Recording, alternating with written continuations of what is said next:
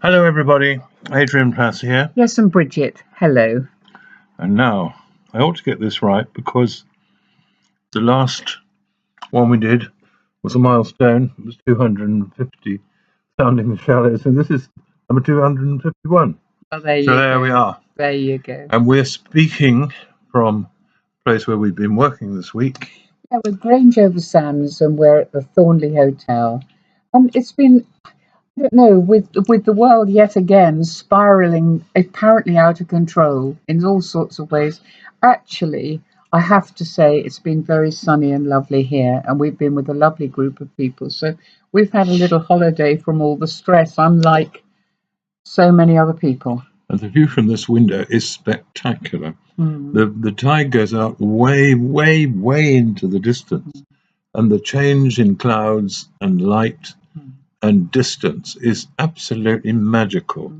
So we've been very fortunate. We really. have. We really have. Yeah. And we've spent the week we're doing a week with fortunately a very really nice group of people, which is Adrian, you good. make it sound as if they're not usually. Well, I'm sorry, they are usually. Usually most of them are. Anyway, it's called the Class of 29 this week, and the reason for that is that having Googled it, I discovered that most scholars reckon that the year when Jesus' disciples began to follow him was the year 29.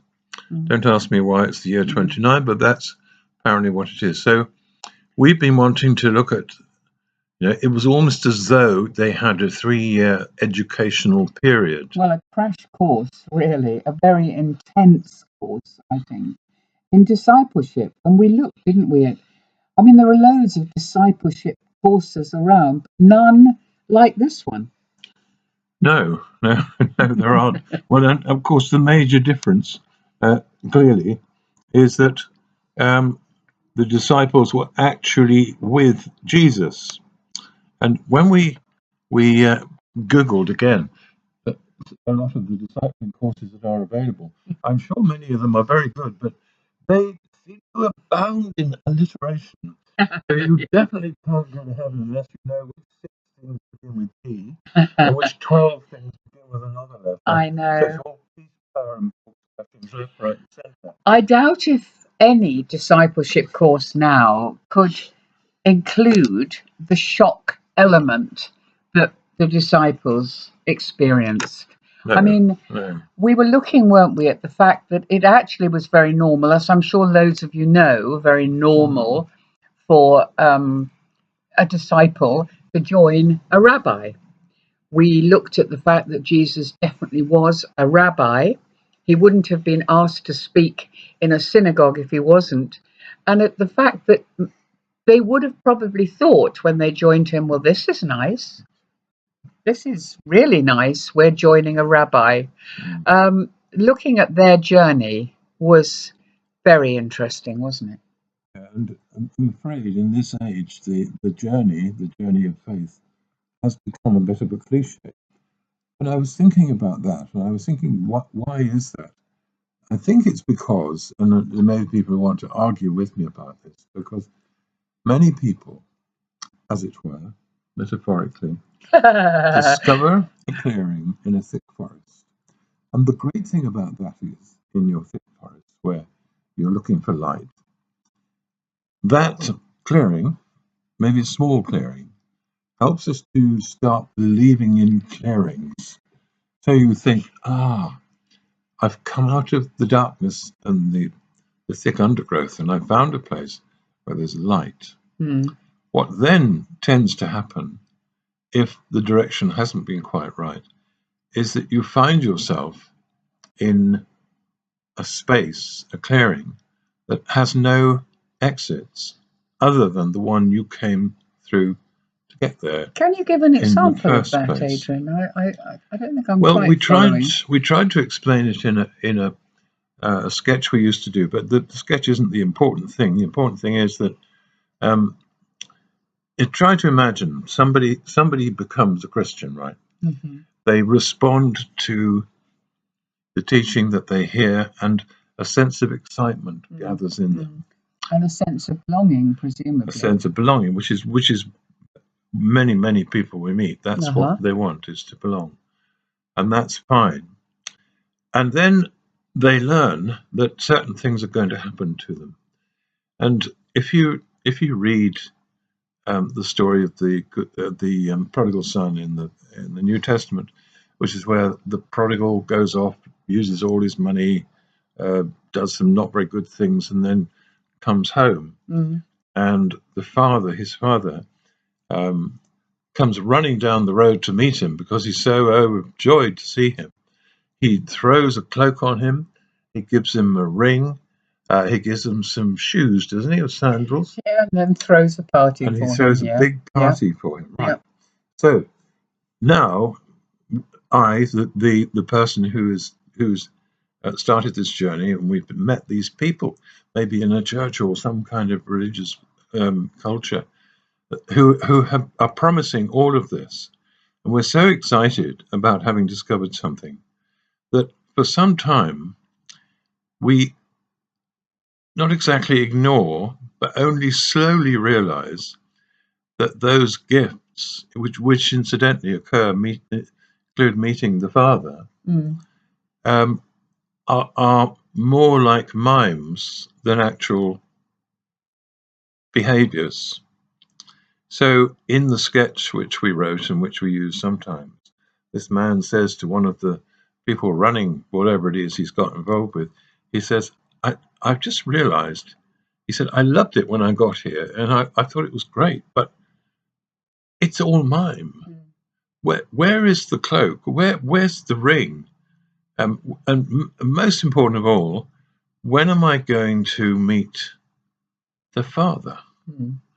There are things I need to talk to him about. There are things that need to happen in me.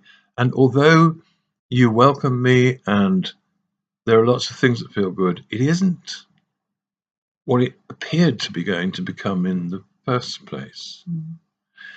And at that point, I mean, you can, to return to my tedious metaphor of the clearing in a thick forest, you can go off down the path through which you came in. Or you might want to find a different path and a different way of exploring how you discover those things which you are hoping against hope will turn out to be real, particularly the actual encounter with the Father, the actual feeling that there is a sort of party feel about your meeting him, all of those things.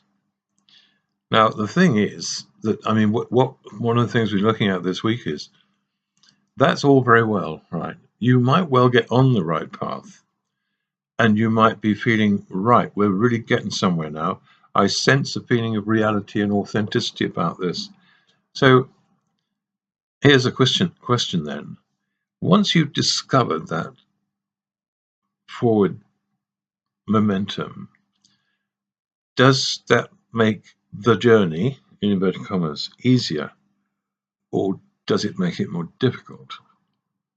Well, I don't know what you think, but I think the answer, as usual, is yes and no.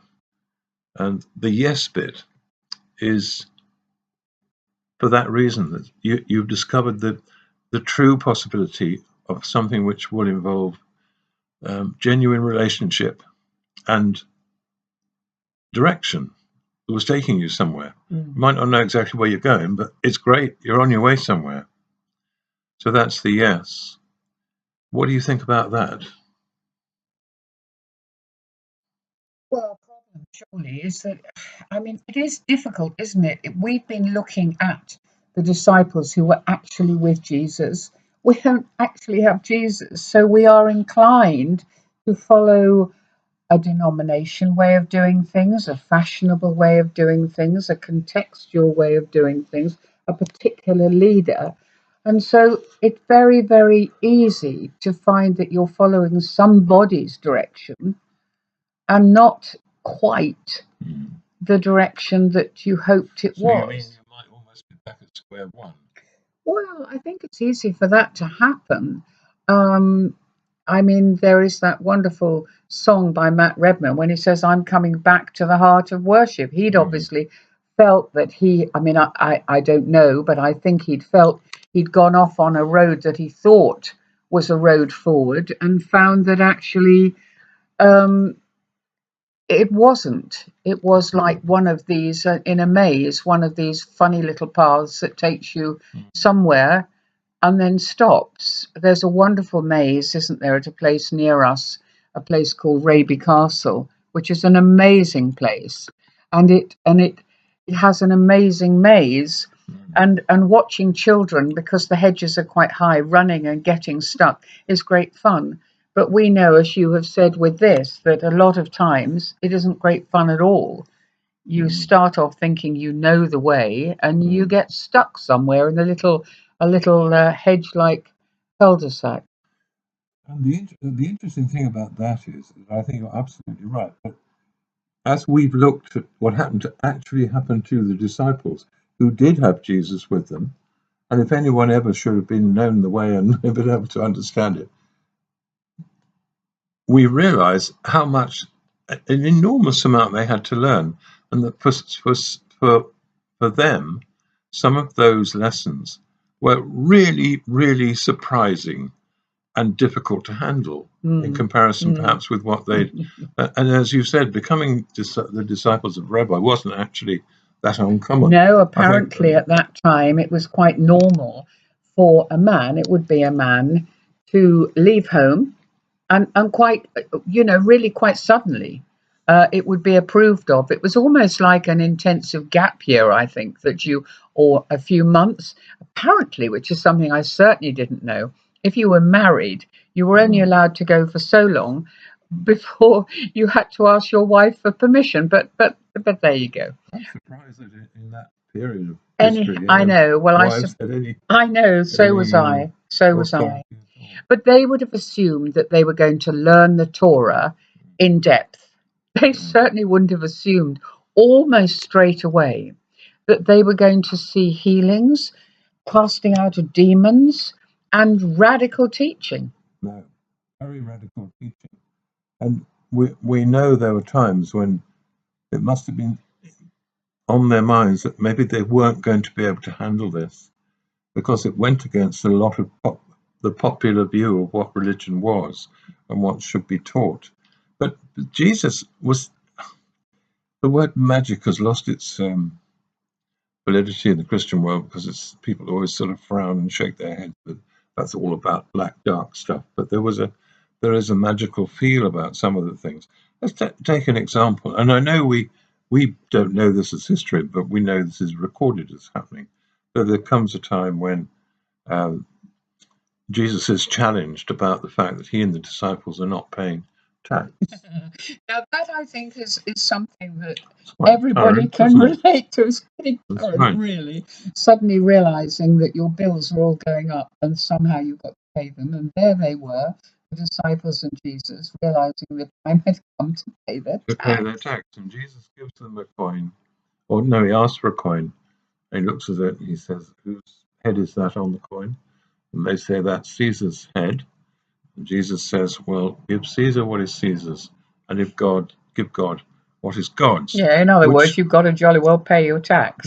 Which might have been the end of it, except that then he turns to Peter, who's trying to look as though he knows what's going on, probably, and says, listen, just go down to the lake and catch a fish. Which just catch a fish. And they were fishermen, so they would have been good at catching the fish. Yeah, but Peter would. Why want to catch a fish now? I know. We're trying to sort out tax. Jesus says, well, that is exactly what I'm doing, and we need some money. Right, go down to the pond or the pool or the lake, catch a fish, open its mouth, there'll be a gold coin inside, bring it back here and we'll pay our tax.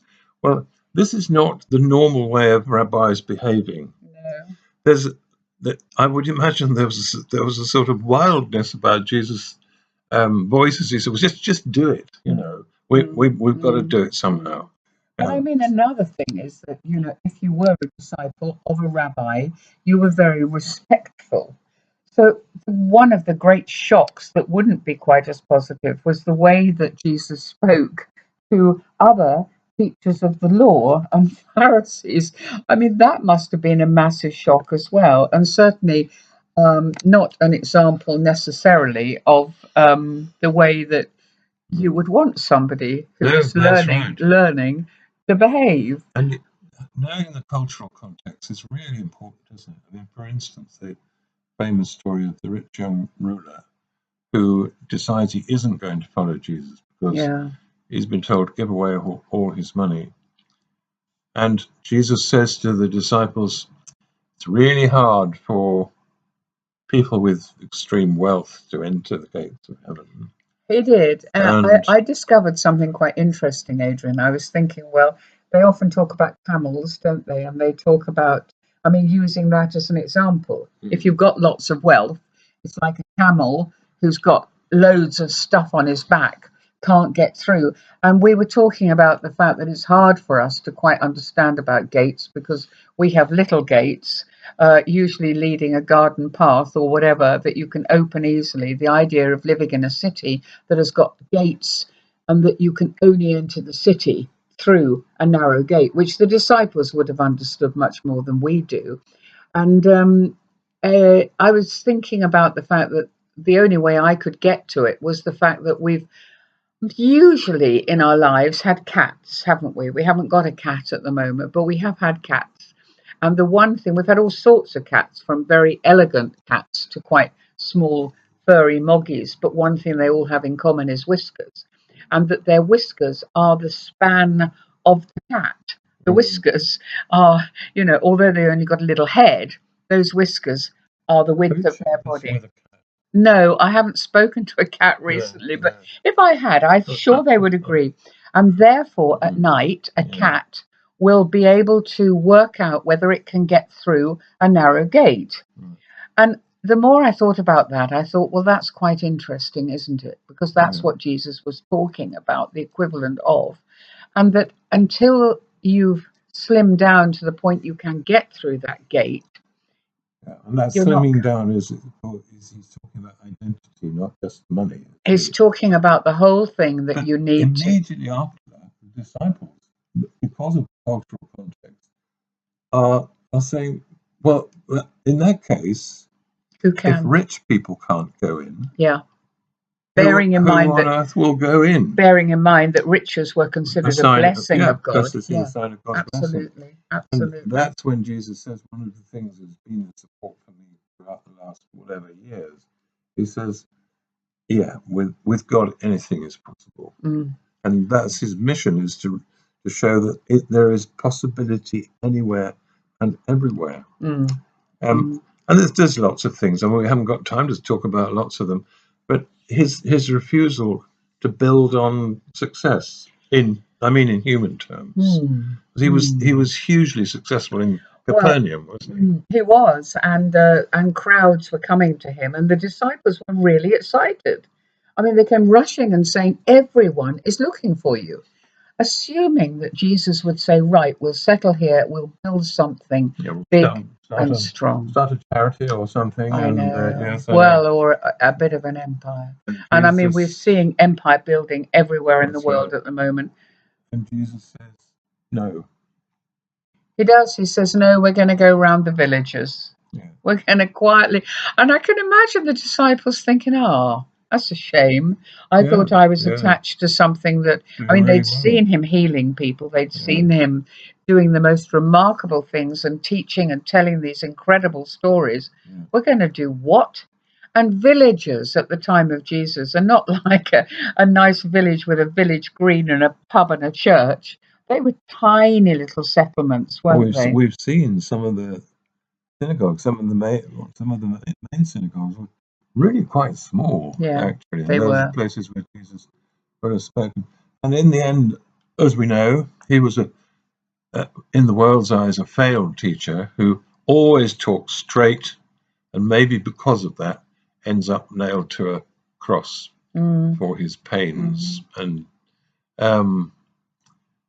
it took a while before people were able to see any change in that. But one of the other lovely moments where it is for me is the reappearance of Jesus after his death. Yes, in a and it's garden. beautifully written, Oh, isn't it's it? I lovely. mean, Yeah. sometimes it can be quite dry, but there's no doubt that when they wanted to record this, they wanted to record the early morningness of it, the freshness of it. Um, yes, offering a world of surprise. Well, Yes, suddenly yeah. the whole thing, see, this woman who loved him. Can you imagine Jesus looking at her and seeing the shock in her eyes Mm, and the love in her eyes? mm, And he says, "Well, don't touch me." We don't know what he means. He says, "I'm still on the way to mm, my Father." But yes, the birth of true optimism, profound optimism, and the possibility of mm. things that would surprise. Well, it's interesting, isn't it, Adrian, when you think that Jesus used a lot of metaphor. I am the bread of life, the water, the shepherd. He didn't have any sheep, actually real sheep. He wasn't a shepherd, but then he says, I am the resurrection and the life. It's not a metaphor. It is the reality of who he Yeah. was.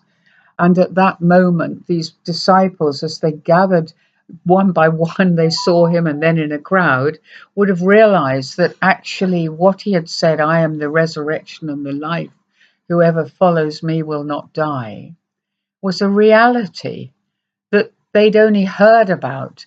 They'd seen glimpses of it with the miracles, they'd seen the excitement in the stories, but here he was. And that is what we believe, isn't it? And in the moment, with so much pain in the world and so much confusion in the world, and this horrendous earthquake on top of everything else, and to hang on to that hope that we are following a live Saviour. That's who you have to be with if you want to really You understand want to get out of this what clearing. light means. Yeah. And that when you discover it, I think if you would discover the clearing is a beautiful place to be. But as the disciples were to discover after Jesus' death, the journey remains extremely tough and quite bewildering. And so is ours now. Mm.